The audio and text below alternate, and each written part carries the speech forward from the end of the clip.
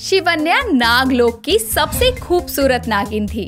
उसके नैन नक्श से नागलोक का हर नाग प्रभावित था। ऐसे ही एक दिन वो अकेली बैठी खुद से बातें कर रही होती है। तभी उसके पास उसकी सबसे अच्छी दोस्त विश आकर बोलती है, अरे ये नागलोक की अप्सरा इतनी उदास क्यों बैठी है? क्या हुआ मेरी प्यारी सहेली को? यार विश, मैं थक चुकी हूँ इस नागलोक में रह रहकर। न कहीं आ सकते हैं न कहीं जा सकते हैं। अपनी खुशी से एक चीज नहीं कर सकते हम। पर तुझे ऐसा क्या करना है जिससे तुझे खुशी मिलेगी? अरे धरती लोक पर जाना चाहती हूँ, और क्या करूँगी। दोनों की बातों को रोकते हुए नागलोक का एक इच्छाधारी नाग श्रीकांत वहाँ आकर बोलता है, बस इतनी सी बात शिवन्या, तुम्हारी ये इच्छा मैं पल भर में पूरी कर सकता हूँ, परंतु उसके लिए तुमको मुझसे विवाह करना होगा। क्या मैंने तुमसे कहा है कि मेरी इच्छा पूरी करो? और रही बात विवाह करने की ना, तो तुमसे विवाह करने से तो अच्छा है कि मैं मर जाऊं। इसीलिए मेरा पीछा करना छोड़ दो, वरना पिताजी से कहकर तुम्हें नागलोक से हमेशा के लिए बाहर करवा दूंगी। अपने पिता के राजा होने का घमंड दिखा रही हो। देख लेना, अंत में मुझसे ही होगा तुम्हारा विवाह, क्योंकि इस पूरे नागलोक में मेरे से अच्छा योग्य वर तो तुम्हारे पिता को खोजने से भी नहीं मिलेगा। मुझसे बहस करने का अंजाम जानते हो ना? बोलो, बुलाऊं पिताजी को अभी यहाँ? शिवन्या अपने पिता और नागलोक के राजा नागेश्वर के पास जाती है, जहाँ उससे पहले ही श्रीकांत वहाँ आया हुआ होता है। और शिवन्या को वहाँ देखकर नागेश्वर बोलता है, आओ बेटी शिवन्या, तुम्हारे लिए एक खुशखबरी है। कैसे खुशखबरी पिताजी? हमने तुम्हारा विवाह तय किया है नागलोक के सबसे शक्तिशाली नाग श्रीकांत के साथ। क्या?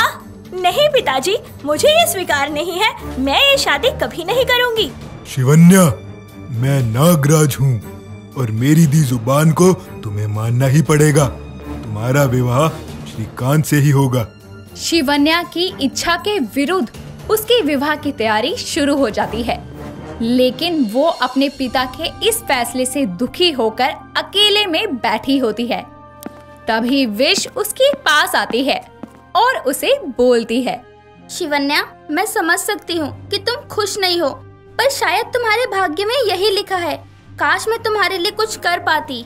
नहीं विश, मुझे ये किस्मत मंजूर नहीं है। अगर मेरी शादी श्रीकांत से हुई तो मैं सच में अपनी जान दे दूंगी। नहीं शिवन्या, ऐसा मत कहो। अगर तुम्हारे पास कोई तरीका है इन सब से निकलने का तो मुझे बताओ। मैं तुम्हारी पूरी मदद करूंगी, लेकिन तुम्हें मरने नहीं दूंगी।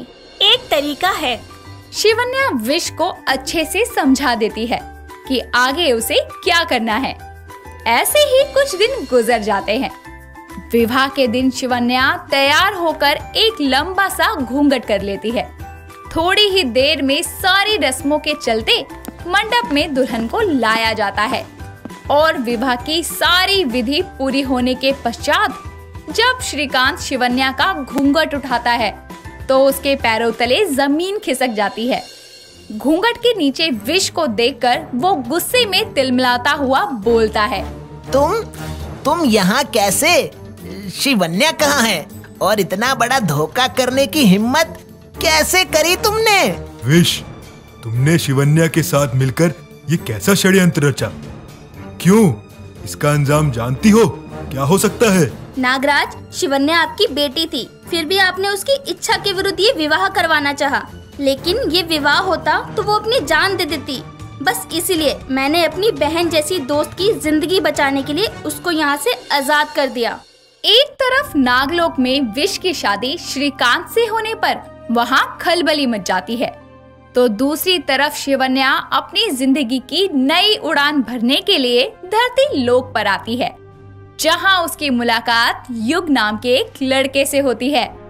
युग शिवन्या की खूबसूरती को देखकर पहले नजर में ही उसको अपना दिल दे बैठता है।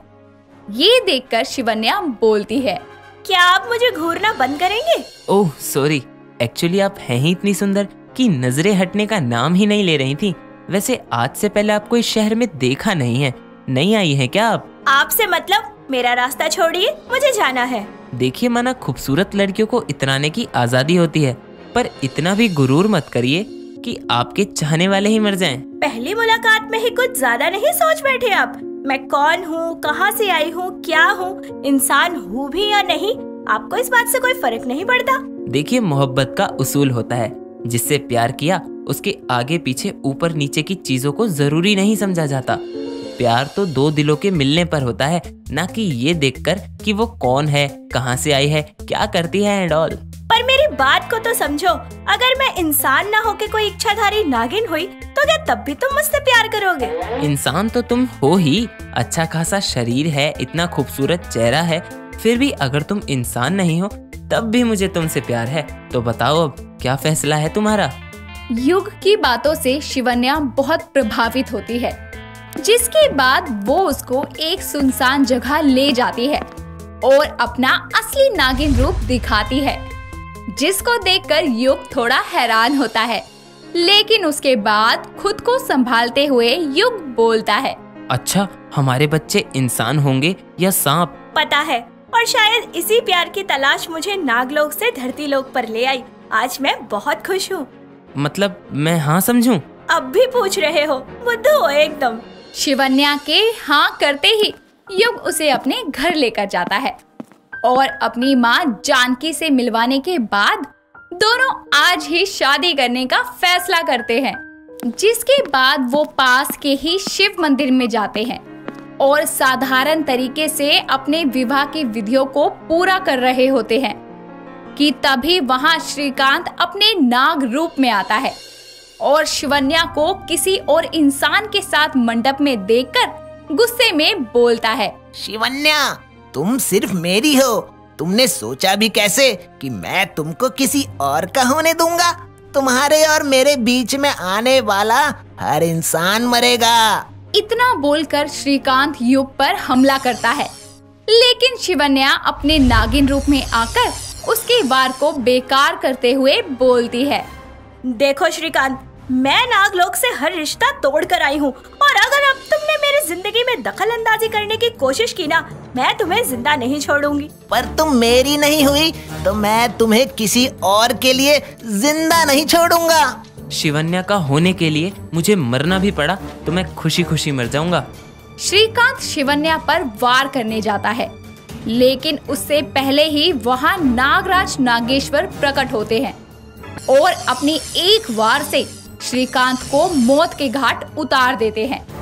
ये दृश्य देखकर शिवन्या हैरान हो जाती है और अपने पिता से बोलती है, पिताजी, आपने श्रीकांत को क्यों मारा?